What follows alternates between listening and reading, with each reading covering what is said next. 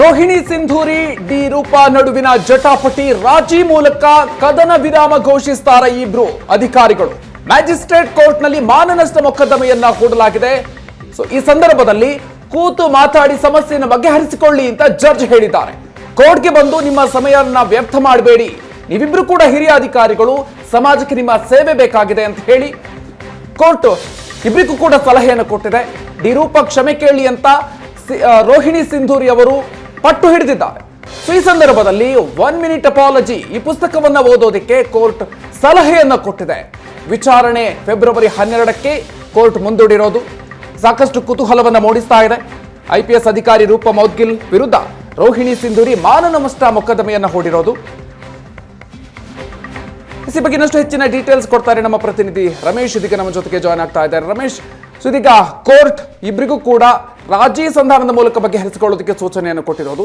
ಏನೇನಾಯ್ತು ಈ ಒಂದು ಪ್ರಕರಣದಲ್ಲಿ? ಮಧುಕರ್, ಇಬ್ಬರು ಹಿರಿಯ ಮಹಿಳಾ ಅಧಿಕಾರಿಗಳಿದ್ದಾರೆ. ಒಬ್ರು ಡಿ ರೂಪ್ ಅವರು IGP ದರ್ಜೆ IPS ಅಧಿಕಾರಿ ಆದ್ರೆ, ಮತ್ತೊಬ್ರು IAS ಅಧಿಕಾರಿ ರೋಹಿಣಿ ಸಿಂಧೂರಿ ಅವರು. ಇವರು ಒಂದಷ್ಟು ವೈಯಕ್ತಿಕ ವಿಚಾರಗಳಿಗೋಸ್ಕರ ಸೋಷಿಯಲ್ ಮೀಡಿಯಾದಲ್ಲಿ ಪೋಸ್ಟ್ ಗಳನ್ನ ಮಾಡಿಕೊಂಡು ಎಲ್ಲೊಂದ್ ಕಡೆ ಜಟಾಪಟಿಯನ್ನ ಮಾಡ್ಕೊಂಡಿದ್ರು. ಈ ಸಂಬಂಧಪಟ್ಟಂತೆ ರೋಹಿಣಿ ಸಿಂಧೂರಿ ಅವರು ಡಿ ರೂಪಾ ಅವರಿಂದ ಒಂದು ಮಾನನಷ್ಟ ಮೊಕದ್ದಮೆಯನ್ನ ದಾಖಲು ಮಾಡಿದ್ರು. ಈ ಒಂದು ಪ್ರಕರಣಕ್ಕೆ ಸಂಬಂಧಪಟ್ಟಂತೆ ನಿನ್ನೆ 5ನೇ ACMM ಕೋರ್ಟ್ ಮುಂದೆ ಇಬ್ಬರು ಕೂಡ ಹಾಜರಾಗಿದ್ರು. ಆಗ ಏನು ದೂರನ್ನ ಕೊಟ್ಟಂತ ಸಂದರ್ಭದಲ್ಲಿ ರೋಹಿಣಿ ಸಿಂಧೂರಿ ಅವರ ಸೋಲ್ ಸ್ಟೇಟ್ಮೆಂಟ್ ಅನ್ನು ಕೊಟ್ಟಿದ್ರು. ಆ ಒಂದು ಸ್ಟೇಟ್ಮೆಂಟ್ ಮೇಲೆ ಒಂದು ಕ್ರಾಸ್ ಎಕ್ಸಾಮಿನೇಷನ್ ನಿನ್ನೆ ಇತ್ತು. ಸೊ ಈ ಸಂದರ್ಭದಲ್ಲಿ ಸುಮಾರು 45 ನಿಮಿಷಗಳ ಕಾಲ ಕ್ರಾಸ್ ಎಕ್ಸಾಮಿನೇಷನ್ ಏನು ಡಿ ರೂಪಾ ಪರ ವಕೀಲರು ರೋಹಿಣಿ ಸಿಂಧೂರಿ ಮಾಡಿದ್ರು.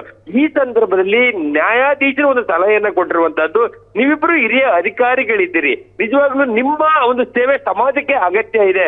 ಇಂತಹ ಒಂದು ಸಮಸ್ಯೆಗಳನ್ನ ಇಟ್ಟುಕೊಂಡು ನ್ಯಾಯಾಲಯದಲ್ಲಿ ಕಾಲಹರಣ ಮಾಡುವಂತಹದ್ದು ಎಷ್ಟರ ಮಟ್ಟಿಗೆ ಸರಿ ಅನ್ನುವಂತಹದನ್ನ ಯೋಚನೆ ಮಾಡಿ, ಜೊತೆಗೆ ಇದನ್ನ ನಿಮಗೆ ಹೇಳುವಂತ ಅಗತ್ಯತೆ ಇಲ್ಲ, ಆದ್ರೆ ಒಂದು ಸಮಾಜದ ಹಿತದೃಷ್ಟಿಯಿಂದ ನಿಮಗೆ ಈ ಮಾತನ್ನ ಹೇಳ್ತಾ ಇದ್ದೇನೆ.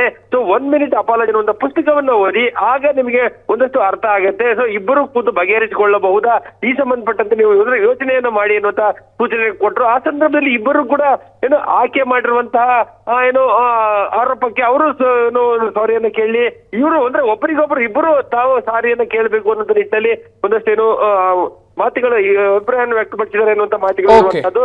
ಸೊ ಹೀಗಾಗಿ ಈ ಒಂದು ಸಲಹೆಯನ್ನ ಇಬ್ಬರು ಅಧಿಕಾರಿಗಳು ಎಷ್ಟರ ಮಟ್ಟಿಗೆ ತೆಗೆದುಕೊಳ್ತಾರೆ ಅನ್ನುವಂಥದ್ದನ್ನ ಫೆಬ್ರವರಿ 12ಕ್ಕೆ ವಿಚಾರಣೆಯನ್ನು ಮುಂದೂಡಲಾಗಿದೆ. ಸೊ ಅವತ್ತು ಬಂದಂತ ಸಂದರ್ಭದಲ್ಲಿ ರಾಜಿಯನ್ನ ಮಾಡ್ಕೊಳ್ತಾರ ಅಥವಾ ಜಟಾಪಟಿಯನ್ನು ಮುಂದುವರಿಸ್ತಾರ ಅನ್ನುವಂಥದ್ದನ್ನ ಕಾದು ನೋಡ್ಬೇಕಾಗಿರುವಂತಹದ್ದು. Madhukar, okay, thank you Ramesh ಡೀಟೇಲ್ಸ್ಗೆ.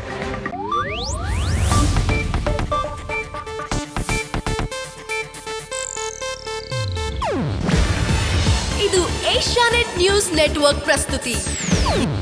ನೀವು ನೋಡ್ತಿದ್ದೀರಾ ಏಷ್ಯಾನೆಟ್ ಸುವರ್ಣ ನ್ಯೂಸ್.